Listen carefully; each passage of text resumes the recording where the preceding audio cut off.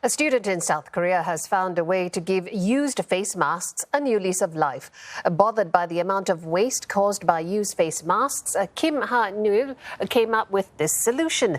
Wielding a heat gun, he melts the masks down into moulds at temperatures of 300 degrees Celsius. The results are these stools. It takes about 1,500 masks to create one stool. It started out as a graduation project, but there are now plans to scale up the work.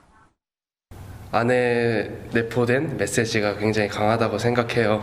그래서 제가 소비자가 돼서 작품을 구입한다라고 하면 저 작품을 보면서 2020년대에는 코로나 때문에 이런 일도 있었고 라고 다시 생각할 수 있는 기회를 줄 것 같고, 또한 마스크를 재활용한 작품이다 보니까 좀 더 환경을 한 번 더 생각하게 될 수 있는 매개체가 될 것 같습니다.